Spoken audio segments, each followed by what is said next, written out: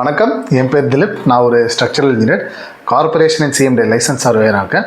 So இந்த வாரம் சென்னையில் பார்த்திங்கன்னா ஒரு வீடு வந்து நாங்கள் கன்ஸ்ட்ரக்ஷன் பண்ணி முடிச்சிட்டோம். ஒரு 900 ஸ்கொயர் ஃபீட்டில் காம்பேக்டான லேண்டு. இதில் வீடு ரொம்பவே அழகாக வந்திருக்கு. அவங்க கிளைண்ட்டோட இன்புட்டை பேஸ் பண்ணி இன்டீரியர்ஸ்லேருந்து நிறைய டீட்டெயிலிங் பண்ணியிருக்கிறோம். இந்த வீடியோவில் அது எல்லாமே டீட்டெயிலாக பார்க்கலாம். கிளைண்ட்டோட ஃபீட்பேக்கு, பில்டப் ஏரியா, பட்ஜெட் எல்லாத்தையுமே டீட்டெயிலாக சொல்கிறோம். வாங்க வீடியோக்குள்ளே போகலாம்.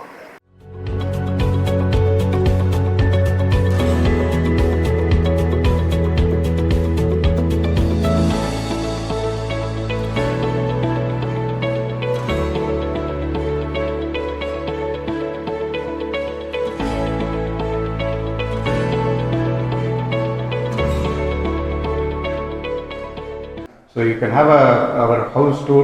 நீங்கள் வந்து பார்க்கலாம் எப்படி பண்ணியிருக்காங்கன்ட்டு. It was a very good quality work.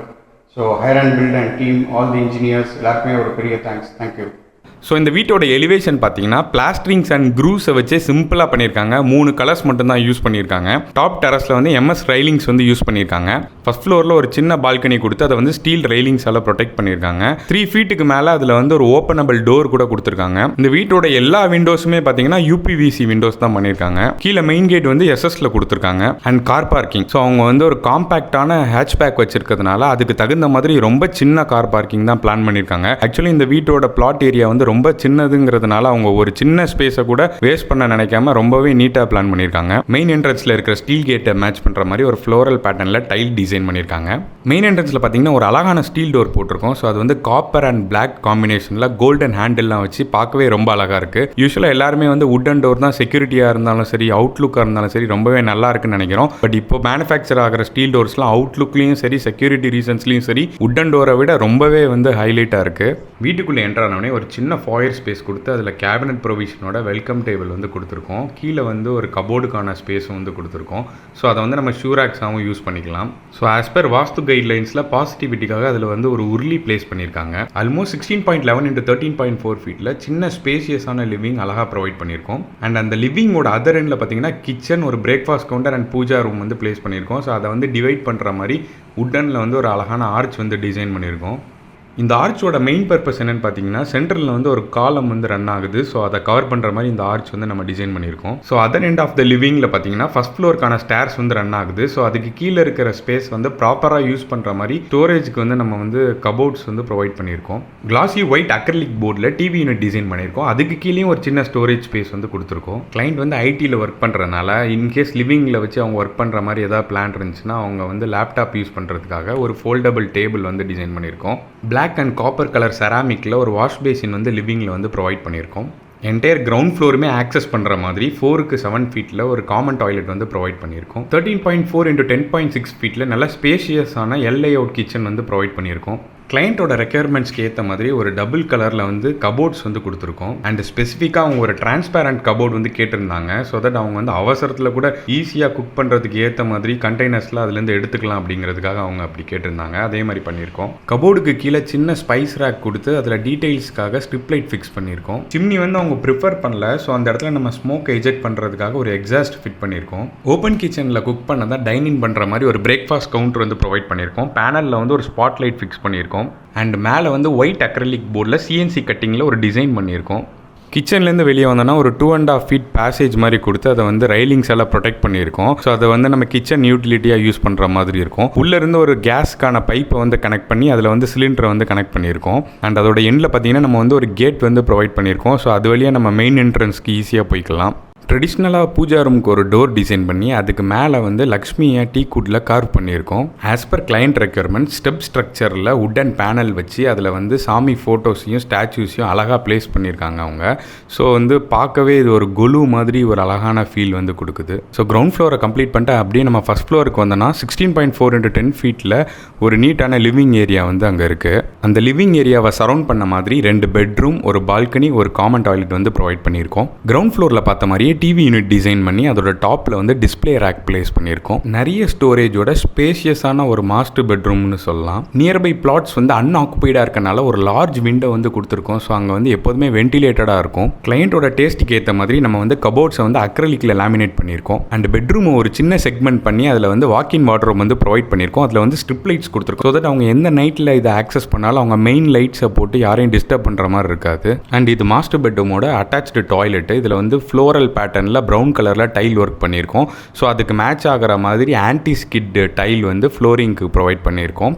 Almost 10க்கு 12 ஃபீட்டில் ஒரு சின்ன கெஸ்ட் பெட்ரூம் வந்து ப்ரொவைட் பண்ணியிருக்கோம். அதில் ஒரு பே விண்டோ கொடுத்துருக்கோம். அந்த பே விண்டோவில் வந்து ஒரு கிரானைட்டில் சீட்டிங் ஸ்பேஸ் வந்து கொடுத்துருக்கோம். இன்னொரு சைடில் ஒரு வாலையே வந்து அவங்க வந்து வார்ட்ரோபாலையும் கபோர்டாலையும் வந்து ஃபில் பண்ணிட்டாங்க. ஸோ ட்ரெஸ்ஸிங் டேபிள் கூட அதுலேயே அவங்க ஃபிக்ஸ் பண்ணியிருக்காங்க. ட்ரெஸ்ஸிங் டேபிளில் வந்து ஒரு வார்ம் ஸ்பாட் லைட் வந்து கொடுத்துருக்காங்க. அது பார்க்குறதுக்கு ரொம்பவே அழகாக இருக்குது. ஒரு சின்ன ஸ்பேஸில் எஸ்எஸ் ரெயிலிங்ஸ் அண்ட் கேட்டோட ஒரு அழகான பால்கனி தான் இது.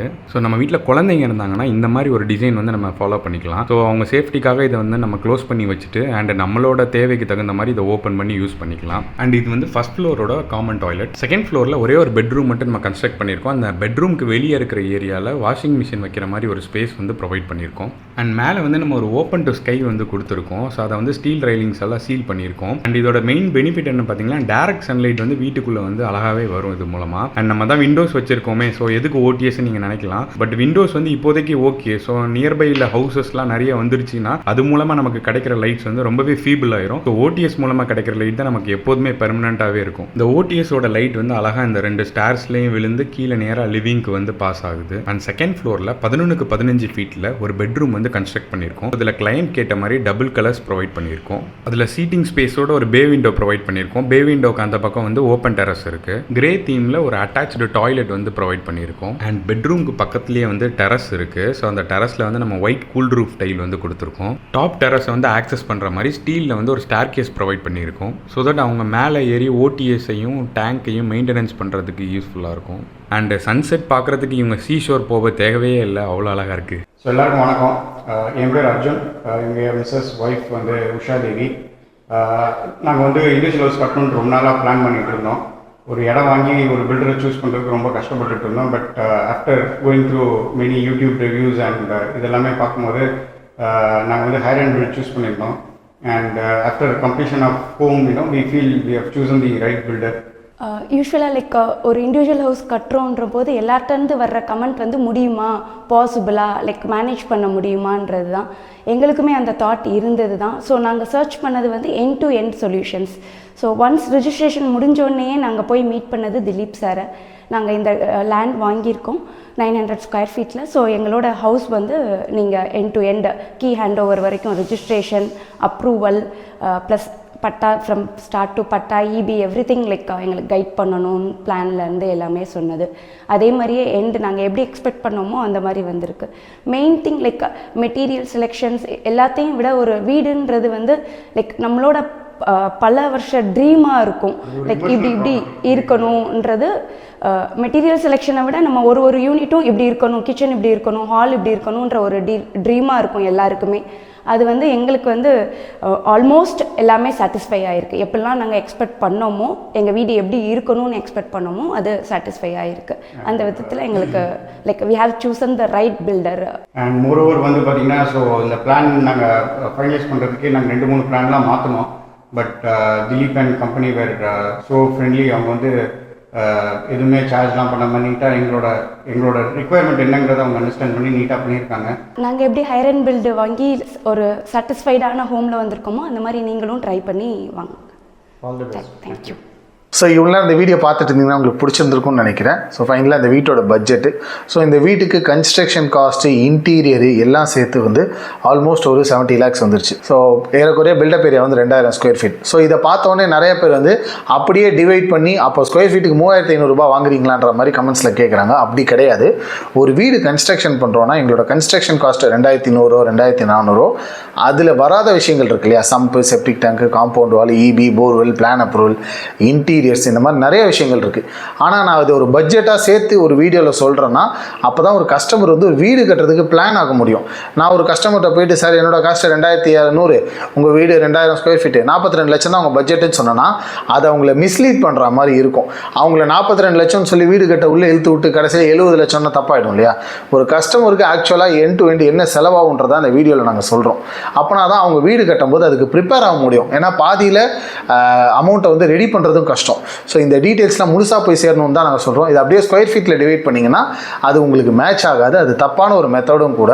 இந்த மாதிரி நிறைய யூஸ்ஃபுல்லான இன்ஃபர்மேஷன் எங்கள் சேனலில் போடுறோம். தொடர்ந்து பாருங்கள், லைக் பண்ணுங்கள், ஷேர் பண்ணுங்கள், சப்ஸ்கிரைப் பண்ணுங்கள். நன்றி, வணக்கம்.